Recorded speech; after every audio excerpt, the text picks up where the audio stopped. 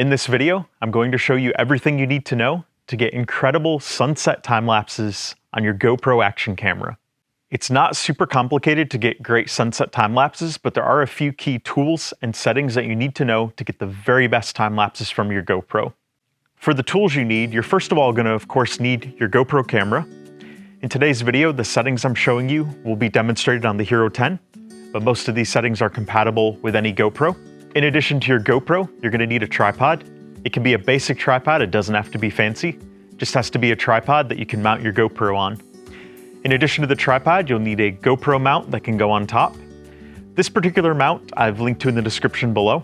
It's made of metal, and it doesn't tend to crack like the plastic ones when you put them on the mounting plate on the tripod. I found that the plastic ones tend to get cracks pretty quickly, they just don't hold up. But the metal ones, they hold up a long time. I've had this particular one for several years, and it's still going strong.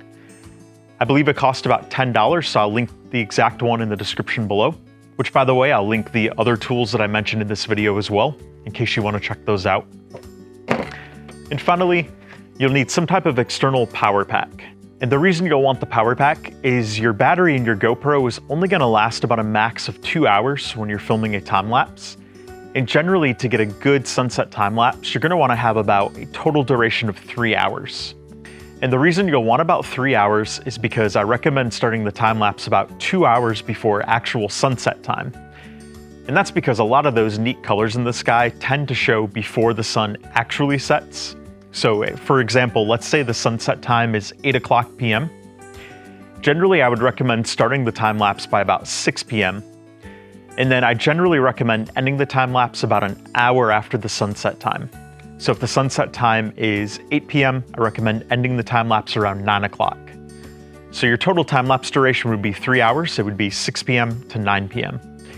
And the reason for that is you want to have plenty of footage to work with for the total sunset time lapse. That way, if you want to speed it up, you can still have plenty to work with there. And also, I recommend going to 1 hour after sunset so that the sky gets fully dark before you end your time lapse.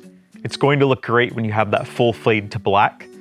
Otherwise, if you cut it off before it's fully dark, it's going to look like you stopped your time lapse in the middle of a sunset. So those are the tools you'll need, and those are my recommendations for the duration. Now let's dig into the settings that you'll need to set up on your GoPro camera to get the very best results. I'm going to start with the photo mode first, because the photo mode is the one that I recommend as long as you're willing to do some editing. Adobe Lightroom is the program I recommend for the photo editing because it's really easy to batch process them. It saves you a lot of time. And I do have a tutorial that shows you how I edit time lapses in Lightroom. I've linked to that above. And then once you export those photos from Lightroom, you can import them into a video editing program such as Adobe Premiere Pro or DaVinci Resolve to create your actual time lapse. And then once I've showed you the photo mode, I'm also going to go through the best settings for the video mode. If you choose to do the video mode, it's going to be a single .mp4 video file. And the benefit of that is you can do minimal to no editing. It'll just be that complete video file ready to go. So for the photo mode, what you want to make sure you do here is you want to go to time lapse mode. So you're going to click through until you see time lapse. Then we're going to click down here at the bottom. I'm going to select the pencil right here next to time lapse. And this is going to allow us to edit the settings. So first thing you want to make sure of is you want to make sure the format is set to photo. And once you set it to photo, you're going to see that the lens setting gets grayed out. The only option you have available for photo mode is wide. For the interval, for a sunset, you're going to want to keep that at 5 seconds. That's the lowest. And the reason you'll want that is you want to make sure you're capturing maximum detail. You don't want too long of length between those photos because sunsets are often going to have that peak time that only lasts for a couple minutes, and you want to make sure you get as much of that as possible. For the output, you want to select RAW. RAW is going to give you the highest quality photos to edit, and the advantage of RAW is it also takes JPEG photos alongside the RAW photos. So for each photo the GoPro takes, there are two outputs. There's a RAW photo, which is a .gpr extension, and then there's a JPEG photo, which is JPG. Scheduled capture, I recommend setting that to off. Duration, no limit. Timer, off. For the EV comp, for a sunset, I generally recommend setting that to -0.5. It's going to make those initial photos look a little bit darker, but when you edit them, you can bring that out a little more.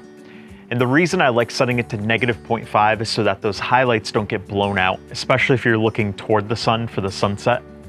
It's gonna be really easy for those highlights to be too white and blown out and lose their detail. So I recommend -0.5. For the white balance for a sunset, you wanna set it to 6500K. That's up here at the top. 6500K is the best white balance for sunsets. It's gonna help really bring out a lot of those colors. And of course, if you don't set it to 6500K, you can always change it later on when editing the photos, but it's a lot more simple if you just keep it set at that. It's gonna make editing even easier. For the ISO min and max, it's key that you have those both set to 100. And the reason for that is you don't want the ISO changing on you when you're shooting your time lapse. You want that ISO consistent. That way, as the lighting changes at sunset and it fades to darkness, you're going to capture that fade. So if you set ISO min to 100 and ISO max to 100, when it gets to that hour after sunset and it's fully dark outside, your time-lapse photos are going to also look fully dark. So you're gonna have that proper fade, it's gonna look natural, and it's gonna look good. For sharpness, I recommend keeping this at low. You can always add sharpness when you're editing later on, and the sharpness of low still does a great job capturing all the details that it needs to in the clouds without over-sharpening certain things. For the color, I recommend setting that to flat. Flat is best because this is going to allow you to selectively bring out the colors that you want to later on. And if there's certain colors you want to saturate more than others to really put emphasis, flat is going to help you do that best. And then the shortcuts below will not apply. Now we're gonna look at the video mode for shooting sunset time lapses. So you're gonna once again go back to the time lapse menu here, and you're gonna select the edit pencil right here. This time for format, you're gonna change this from photo to video. When you do that, you're gonna see a lot of options become available that were grayed out before. The first one is resolution up here. You wanna keep that at 4K, but you could do 4K 4:3 if you want to. The 4:3 is going to give you that photo resolution. So before you share it on someplace like YouTube or other social media, you would generally want to convert it to 16:9 because that's going to be the video standard. So if you select 4K, that's gonna give you the 16:9. And if you select 4K 4:3, that's of course gonna be the 4:3. The advantage of 4:3 is it does utilize the entire full sensor without the 16:9 slight crop. And if you have 4:3, you're gonna have the option of selecting what part of the vertical part of it that you have. So generally, if you do 4:3, you're generally gonna leave as much of the sky as possible, but maybe crop out some of the ground. So it's up to you on that. I generally just recommend doing the 4K and not the 4K 4:3, because if you're doing the video mode, generally it's presumed that you're not going to edit it later on. If you do 4K, with the 16:9, it's just gonna be that final output. You don't have to edit, it's ready to go and share. For the lens, you do have options here that you do not have available when you have it in photo mode. If there's no objects that are gonna look distorted in your time lapse, you could do wide. I don't recommend doing narrow. That's gonna give you too much of a crop. You're not going to get that sprawling view of the sky. But if you choose linear, you're still gonna get a pretty good view of the sky. And if you choose wide, you're gonna get the widest possible view of the sky. I've done both wide and linear in video mode for sunset time lapses, and both look good. You just wanna make sure you have your GoPro placed where you're gonna capture the epicenter of that sunset. Wide is more forgiving on that because you're gonna get more of a view of the sky. For the interval, you do have more options when you do video mode. You can do as little as 0.5 of a second, all the way up to every 60 minutes. So what I recommend with this for sunset is either doing 2 seconds or 5 seconds. Generally, 5 seconds is still going to be best, but if you do 2 seconds, you're going to capture a lot more because it's gonna take one photo every 2 seconds. So when you get to the peak part of the sunset, technically, that's gonna be visible longer in your time lapse. But if you do every 2 seconds, your resulting time lapse is going to be much longer than if you do one frame every 5 seconds. So it is up to you. If you're shooting a time lapse and you're looking for something to speed up later on, doing every 2 seconds is not a bad idea, but either one is okay, and it's mostly a preference on your part.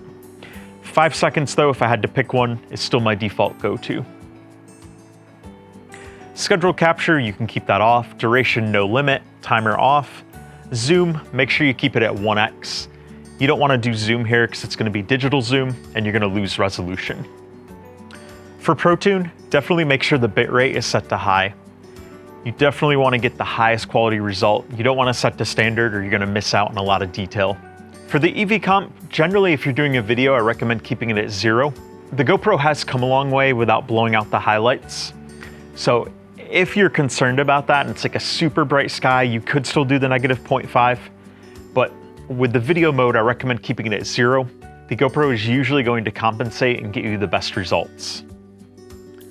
For the white balance, once again, you're going to want to set that to 6500K. That's especially important here, presuming that you're not going to want to edit this time lapse. 6500K will give you the best results with the sunset. For the ISO min, keep that at 100, and the ISO max, make sure that's set to 100 as well. Like I said with the photo mode, you want to make sure your ISO does not change on you during the entire time lapse, because it's going to either appear as a flicker of sorts, or the lighting is going to take sudden jumps, either darker or lighter when the ISO changes. And you don't want that in your time lapse because it's not going to look good.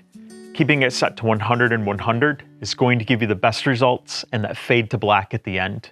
Since it is going to be a video that you don't want to edit, you can set the sharpness to low or medium, but I don't recommend setting it to high.